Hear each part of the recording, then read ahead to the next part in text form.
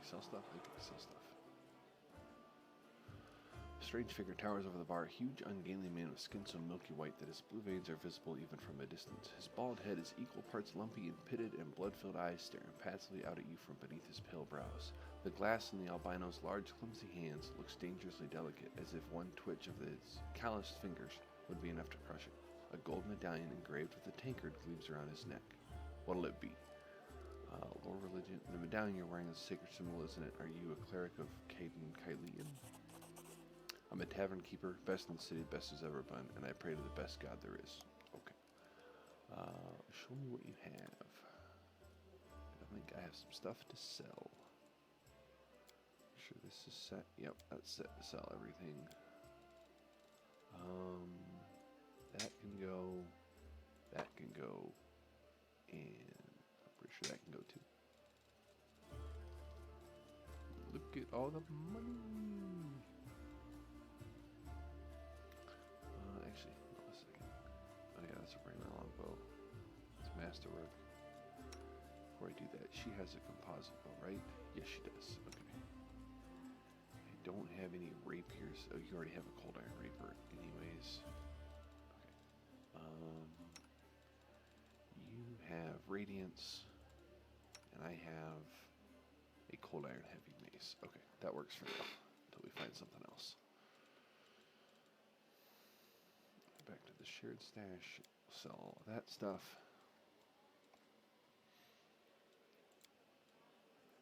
Alright. So who are you? Gemel Hawks, vampire. Really? Are you really a vampire? No. How did you end up here? How did anyone end up here? How did you or them? The world is big, but still there isn't a place for everyone. People who no longer have a life anywhere else, they end up here. Any news? There are demons everywhere, and you showed up. Wow. Are there any places in the city worth visiting? If you mean places that normal people usually stay well away from, then there are plenty, like the Pataxian wine cellar. It once belonged to a Pataxian trading house, then King Iravetti became in power in Patax. The property changed hands soon after the seller's shop assistant was found in a ditch. Not all of them, mind, just his head. Ugh. Numerian gangsters had taken possession of the place. They wanted to sell something stronger than wine on the street, and they ended up on the gallows. Then King Iravetti's number was up, so now the store stands empty and unclaimed. People say that a headless ghost wanders the place at night, moaning ghoulishly. Sneeze. Okay, you got it. Ooh. Alright, cool. Well, we found some place to explore. I see you're not one for talking. Alright. What do we have? Oh, well, we have something to take. What do we have? Okay, that's for food. Who are you? Jernach. Cleric of Aristil, looks like. Are you one of the Crusaders? Thank you for defending those of us whose talents lie on the battlefield. I am Jernach, servant of Eris, still pleased to meet you. What are you doing? I only took my holy orders recently, so my God has only bestowed a little of his power upon me as yet. I'm sorry to say that the number of wounded fighters in this tavern is far beyond my power to heal, but there's a reason people say, have faith in the gods, but look to yourself first. I may not be able to help the wounded with magic, but I can at least cut up bandages. Are you from or here? No, I was passing through. Going to Chili Creek. Stayed for the festival, and then we all know how that went with the whole demon attack and everything. Where's Chili Creek? They don't have a priest. Okay.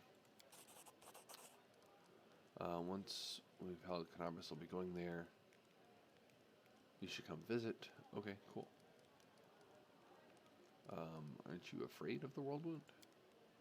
I won't lie, I am afraid, but what can I do? Those villagers are simple people. Every day of their short lives is spent doing hard, honest work. It's exactly the kind of life I want, something simple but meaningful. You should understand that. Half-orcs are just like humans. You don't live long either. Less than a century is all that's allotted to your kin and mine. If I had centuries ahead of me like elves do, I might have spared some 50 years or so to travel around the world. I have to go.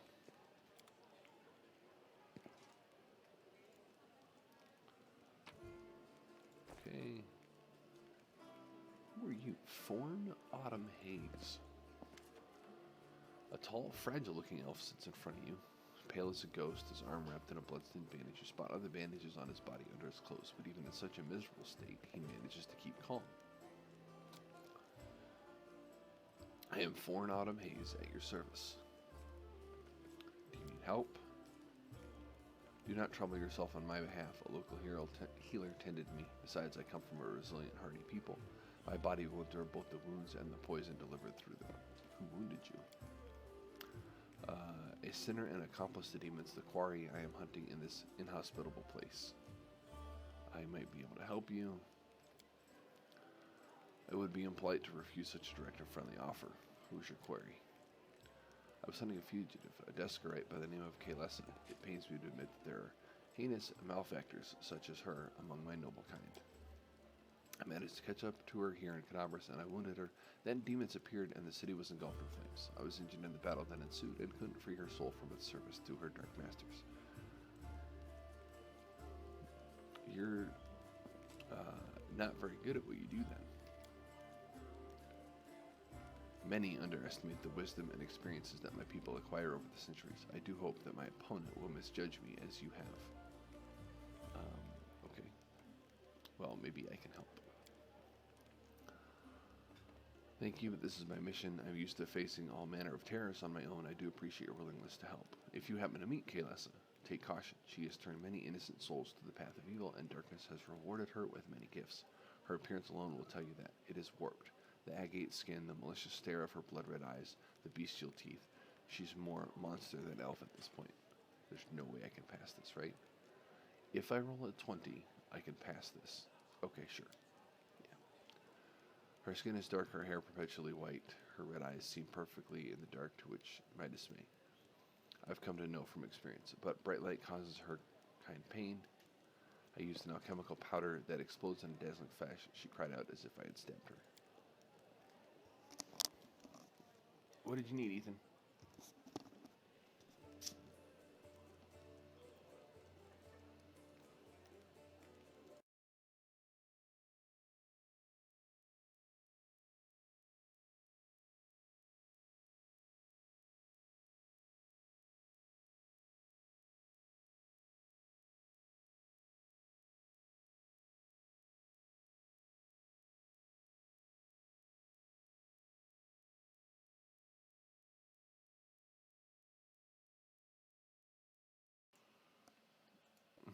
Okay.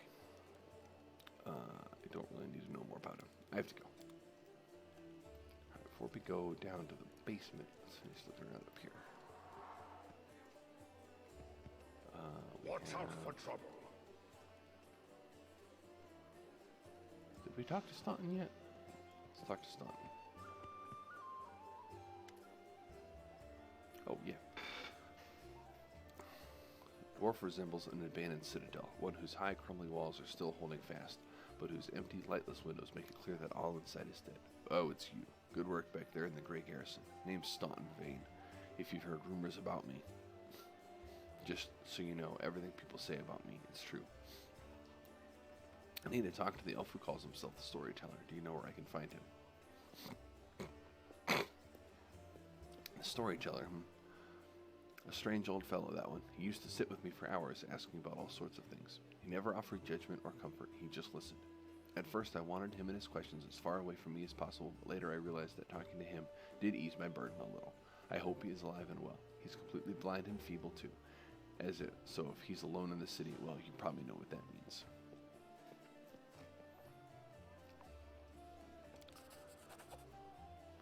I do know one place he might be. Look for him in the Black Wing. It's a library. Here, I'll show you where it is on the map. I don't know what use a library is to a blind elf, but he loved the place. He would sit there day and night. Well, what do people say about you? They say I'm a traitor, as bad as Arilu Vorlesh. That's who she is. Pause to read. That I'm a disgrace even among the ranks of the condemned.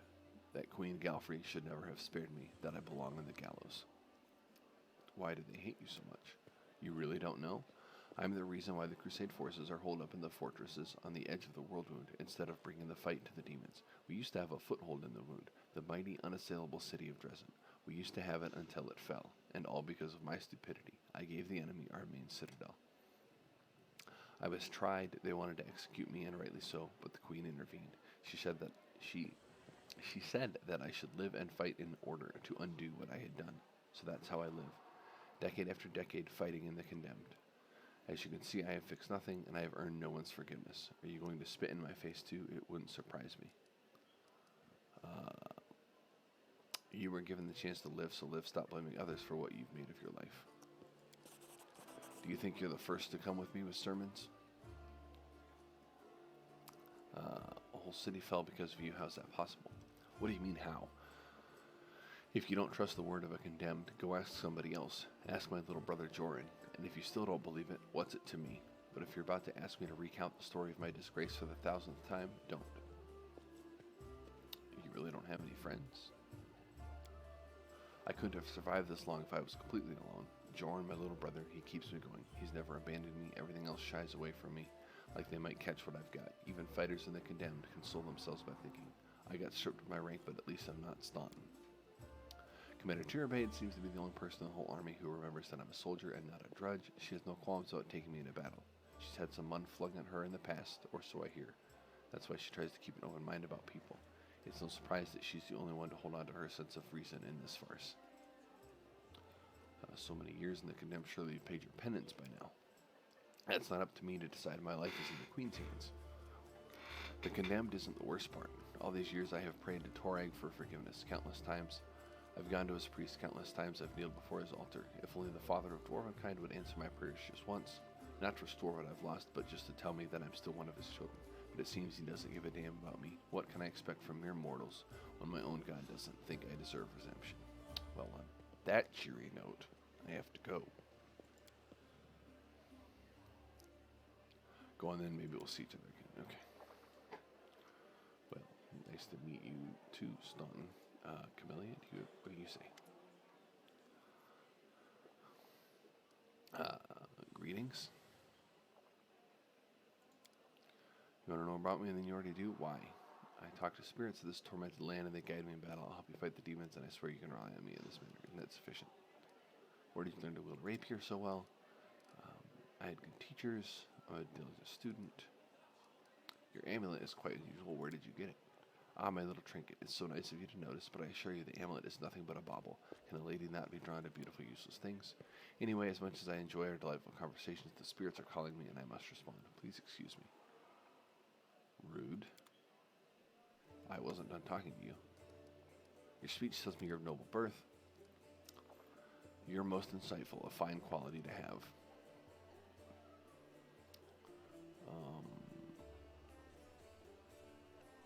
Well, I suppose we all have our good and bad qualities. I wouldn't have pegged you as a philosopher. Okay, I think that's all right. Well, I have to go. Anybody else up here to talk to? Let's see. Where'd he go? Vasali Rathamus. Who are you? Oh, he sells scrolls. Okay. Who are you? Temple of Abadar. Who is that boy? Shepherd, apprentice. Okay. Sell scrolls. Also, he can read one for us. Okay. I have to go. What's up, Wet Dog? When dog's tense stance reveals her constant vigilance. Her eyes are focused and resolute. Noticing you, she lets you speak first, bowing respectfully. Master, I am at your service. I want to know more about you. You can ask me anything. What do you think of life on the surface? Life among uplanders, you mean? The customs are strange.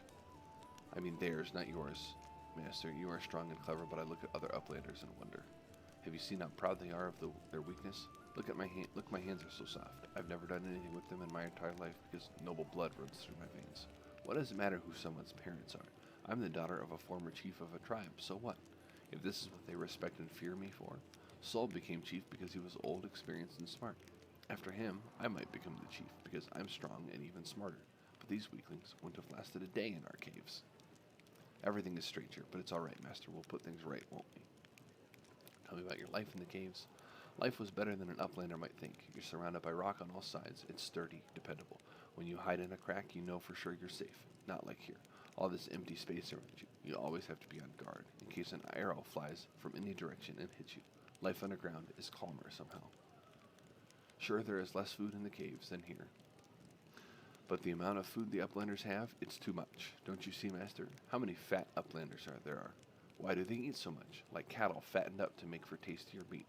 We only had one fat person in our tribe, and that was Saul, and he was only fat because he was old. But up here, everything just seems fair in the caves.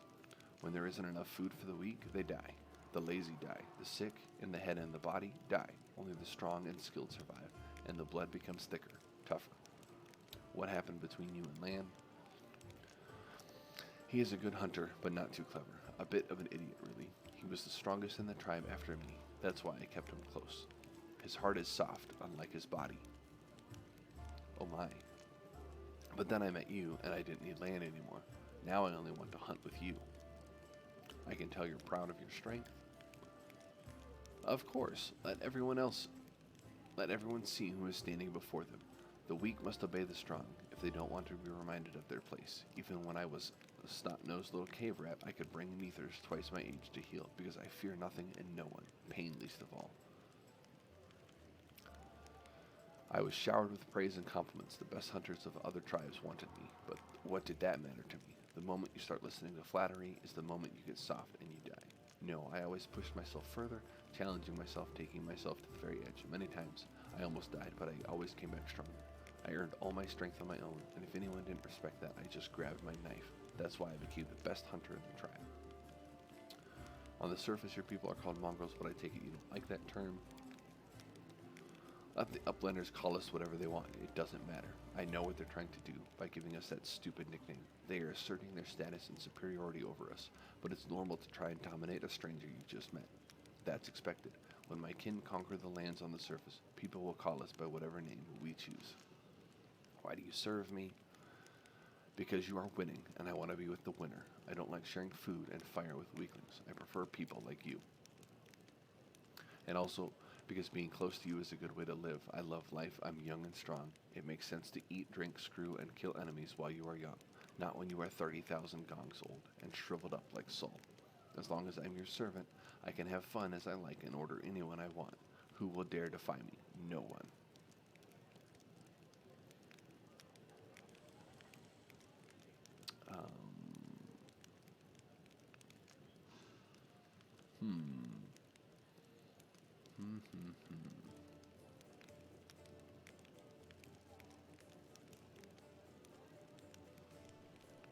Kill for me and you will get everything you've been dreaming of. It's good we understand each other, Master. As we neither say, we hunt in the same cave. Everything is clear now. Your interest gratifies me, Master. Let's talk about you serving Hasilla. Of course, Master, but now I only serve you. Has someone said something about me? What did you do for the demons? I brought my kin to their lair so they could join the demon army and accept the power given to them. I made my tribe stronger. Later, once we no longer needed the demons, my powerful kin would have fought for me. Aren't you ashamed of betraying your kin? I know that Saul would have called me a traitor, but for one reason only. He grew old and cowardly. I accepted the same fate as my fellow tribesmen. I ate the flesh too, and for many gongs I thrashed with fever, growling like an animal, lunging at anyone and everyone, my body burning from the inside. But I handled it because I was the strongest of them all. Not a single day have I regretted the power I gained, and that's why I'm not ashamed of sharing that power with my tribe. Why did you decide to switch allegiance? I was only serving the demons because they promised me power, and only for as long as they had something to offer me. Well, that doesn't make me feel great about myself. But Hasilla can't offer me anything now. She's dead, and I was never going to risk my life for her. You are a true leader, one worth following. How can I trust you? Exactly. How can I trust you? Why would I betray you, Master? You are the strongest. It would be stupid to defect to your enemies and die along with them. No, I am not that dumb. Okay. I'm not going to tell her to stop groveling. She promised me an army of mongrels. Let's see what they say.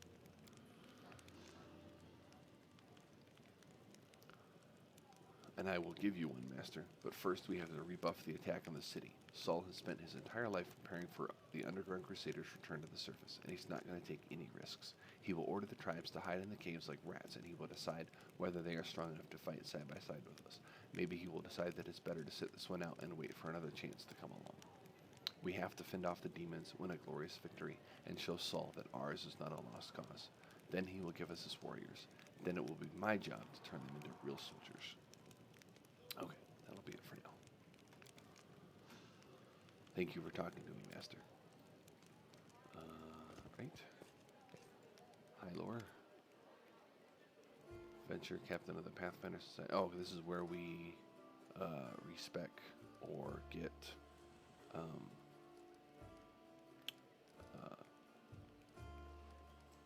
new different companions. Okay. Okay. I don't need to talk to him. Sela. Hey there, during that march through the dungeon, we never got the chance to exchange a proper greeting. It's high time I shake your hand. I'd like to know more about you. Where are you from? I'm a little bit from Geb, a little bit from Katapesh, and mostly from the Knights of Iomade. I was accepted and began my training at 14, and I belong to the ranks more than I belong to any other place. You've come to Mendev by a long road, a very long one. Travelers expected to have amusing stories. Unfortunately, I only have 3 tales of any interest, and I'd like to save them for our next feast. Otherwise, I won't have anything to show for myself when it's time to start bragging. And that just won't do, especially since I'll win the night with my cautionary tale of a battle with chupacabras. Okay, what a feast it will be. We'll talk when we celebrate our next victory. I like your attitude. We'll never overcome grief and misery without hope for the better and dreams of brighter days. What made you become a paladin? It's a serious question and a good one. You should ask it of your companions, but it's a long story. To start with, 12 years ago, I was nothing like the person I am now. I roamed the streets of Solku with the other homeless orphans. I stole, I fought, I was hired a sword for a bit, but not the proper origin for a paladin, is it? Back then, Solku was a city of orphans, widows, and widowers. Gnolls decimated the city regularly. My parents were among their victims. People there heard about new deaths before they'd finished mourning their previous losses. One day, a group of knights of Iomade brought a glimmer of hope to the city, but while others saw them as saviors and protectors, I was busy pricing up their noble horses and their gleaming mithril armor, wondering just how much one of their pretty swords would fetch. A thief lives one day at a time, and that's what they say. I was the type that never thought past the next job. Anyhow, I was able to sneak into the knight's camp and steal one of their mithril helms. And I was right there when a gnoll attacked the helm's owner. Asimi was her name, and dealt a blow to her unprotected head. A gnoll like all those others, she'd fearlessly driven from the gates of Solku. That one blow was fatal, but who really was to blame for her death? The gnoll attacker or the young thief named Sela?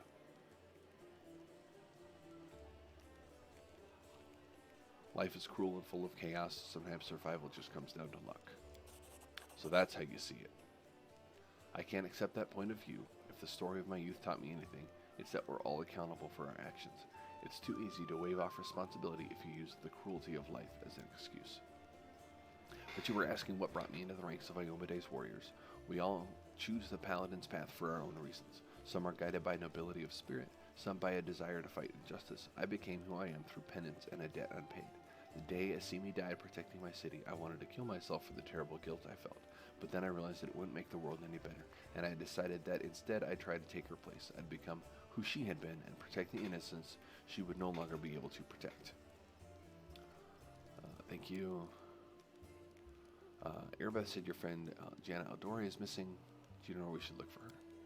Erebeth is worried about her fighters. I understand that. I wanted to look for Jana myself so I didn't distract you, but since you're in this too, I could use some help. Jana and I met in Canabras a few days ago and just hit it off. We went drinking together. Went to the unforgettable celebration together too, but we got separated in the crowd. So we should start looking in the main square. That's where I last saw her.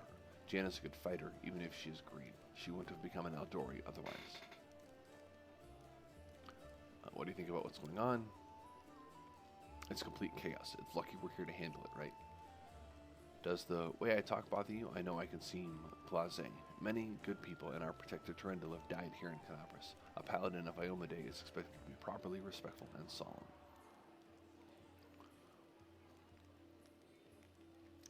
But I prefer to face my troubles with a smile and a bit of common sense. Grief is a weapon they'll use against you. It can undermine a warrior's spirit. It's better we hold off on grief until we're driven the last demon and cultist from the city. I'm not bothered by how you talk. What matters is how you fight. Now you're talking sense. Well, you can trust my sword. Is fighting demons all you want, or are you looking for something more? How about covering myself in glory and becoming the hero of 100 ballads, or at least a dozen, if they're lively ones? Anyway, to be more serious, the area around the World Wound is the best place for a paladin who wishes to defend the weak and serve good. Being part of the crusade is reward enough for me, but there's something that worries me. I don't want to sound like I'm criticizing my brothers in arms, but the Eagle Watch and the other orders are focused on just one aim, the war against the World Wound. That's why they can sometimes overlook the smaller things, ordinary misfortunes, you know. Hold on. I think the dog needs to go outside.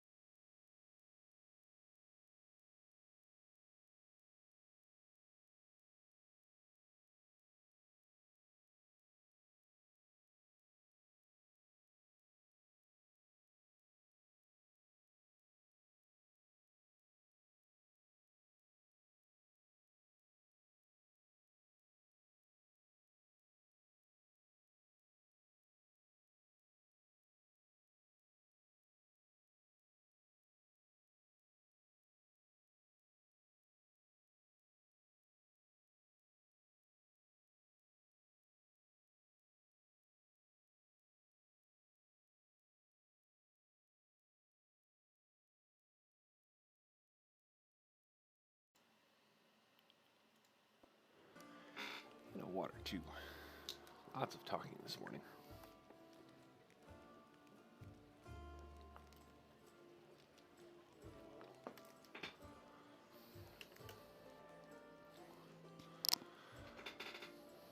I don't want to sound like I'm criticizing my brothers in arms, but the Eagle Watch and the other orders are focused on just one aim, the war against the World Wound. That's why they can sometimes overlook the smaller things, ordinary misfortunes, you know.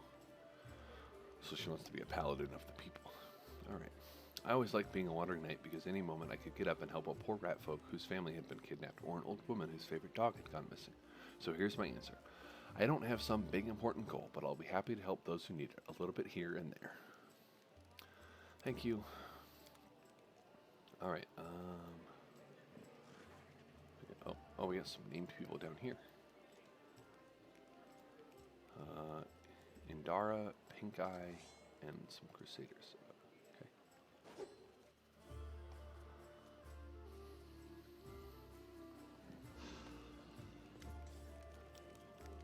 An imposing young Oread is surrounded by a crowd of Crusaders who are hanging onto her every word. I hope this example clearly illustrates the difference between Jiska legionnaires from the last war and Crusaders. The perfection of form and spirit they were imbued with during creation turned them into parts of a well-balanced war machine, not a ragtag bunch of individuals, but a united whole. Now tell me again why I am supposed to be impressed by your reckless assaults where everyone is fighting for their ego and for their right to beat their peers to a swift but pointless heroic sacrifice. Some of the Crusaders grumble unhappily, but it's clear they are captivated by the woman's words. The only exception is a scraggly and disheveled halfling monk, whose puffy black eye gives him away as a brawler and troublemaker. He enthusiastically pushes forward and tries to engage, but one of his friends swiftly jabs him in the back with an elbow, making the poor fellow pause to catch his breath. It looks like we have ourselves a student of warfare. The woman gives you a suspicious look and raises an eyebrow. Were your words meant to recognize my achievements, or to start a fight the way the Mendevian Crusaders usually do? If these gists of yours, or whatever, had come for us, we'd have their guts for garters. You'd think we've never fought a mighty adversary before? The soldier's stern facade cannot fully conceal his relish. He clearly plans to enjoy this confrontation. The Crusaders around him look upon their exotic opponent with a mixture of irritation and piqued interest. The woman chuckles before cutting off her interlocutor? Okay. I would love to see you storm a 60-foot tall walking castle shaped like a gigantic elephant that carries siege fortifications on its back. And I'll have you know these fortifications were defended by Jiskin priest craftsmen armed with demon-bound war machines. Wow. They use the enemies you cannot defeat as a mindless weapon. You should not argue with someone who happens to be the most authoritative researcher on the history of warfare, 3,000 years before the foundation of Absalom. Who are you? I'm Indara, warrior, mage, and scholar of classic warfare. I admit I am mildly offended by the fact that my name is entirely unfamiliar to you, but I'm willing to accept that this is due to Avastan's isolation from the sophisticated culture of the world at large. Wow, you are just all kinds of full of yourself, aren't you? You've come a long way to be here. Okay, why did you come here? To witness legendary war, the confrontation between denizens of a plain famous for its love of violence and the Crusaders from every continent, united by a common goal of defending their home. An epic struggle of colossal proportions that has been particularly epic so far. Oh, that hasn't been particularly epic so far, truth be told. The monk with a black eye grins and mutters under his breath, maybe she just can't see it from here. The view will get way more epic if she stops hiding among us and takes a walk outside.